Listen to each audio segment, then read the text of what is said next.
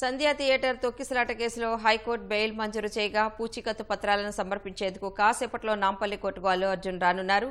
మరింత సమాచారం మా ప్రతినిధి రమేష్ ప్రత్యక్ష ప్రసారం ద్వారా అందిస్తారు. బాండ్లను ఈరోజు నాంపల్లి కోర్టులో అతను సమర్పించనున్నారు. మరి కాసేపట్లో నాంపల్లి కోర్టుకు అల్లు అర్జున్ రానున్న నేపథ్యంలో కూడా ఇటు పోలీసులు కూడా భారీగా బందోబస్తును అయితే ఏర్పాటు చేయడం జరిగింది.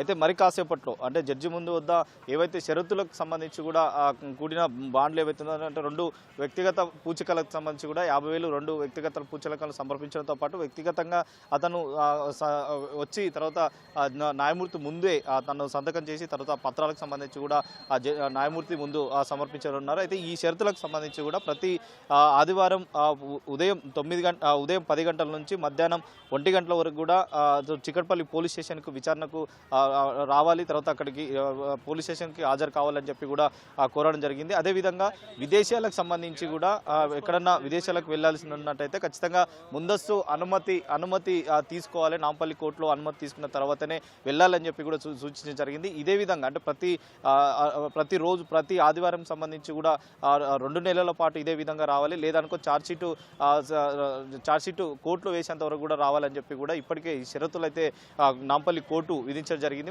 మరి కాసేపట్లో అతను వ్యక్తిగతంగా నాంపల్లి కోర్టుకు అయితే విచారణకు హాజరు కానున్నారు. అయితే వచ్చి వ్యక్తిగత పూచికత్తు సమర్పించిన తర్వాత దీంట్లో ఈ కేసులో A11గా ఉన్న అల్లు అర్జున్ సంబంధించి కూడా తాజాగా వాదనలు జరగడం నేపథ్యంలోనే ఈ ఏదైతే సెక్షన్ BNS 105 సెక్షన్ ఏదైతుందో అది వర్తించదని చెప్పి కూడా వాటి బేస్ చేసుకొని కూడా కోర్టు బెయిల్ మంజూరు చేసిందని చెప్పి కూడా అడ్వకేట్ అశోక్ రెడ్డి నిన్న మీడియాతో మాట్లాడడం జరిగింది. మరి కాసేపట్లో అతను ఇక్కడ నుంచి వచ్చిన తర్వాత బెయిల్కి సంబంధించి కూడా పూచికత్తలను సమర్పించిన తర్వాత మళ్ళీ తిరిగి వెళ్ళిపోయే అవకాశం ఉంది. రేపు ఉదయం మరొకసారి చికట్పల్లి పోలీసుల విచారణకైతే హాజరయ్యే అవకాశం అయితే కనపడుతుంది. అయితే ఈ విధంగా 2 నెలల పాటు విచారణకైతే హాజరు కావాలని లేని పక్షంలో మరొకసారి కౌంటర్ దాఖలు చేసి వాటికి సంబంధించి కూడా సడలింపు ఏదైనా చేస్తారా లేదన్నది కూడా ప్రస్తుతం అయితే వేచి చూడాలి. ఎందుకంటే ఇప్పటికే సినిమా షూటింగ్లకు సంబంధించి ఏదన్నా ఇబ్బందికరంగా ఉన్నట్టే ఖచ్చితంగా కౌంటర్ దాఖలు చేసి మరొకసారి ఆ రిలీఫ్ను సంబంధించి కూడా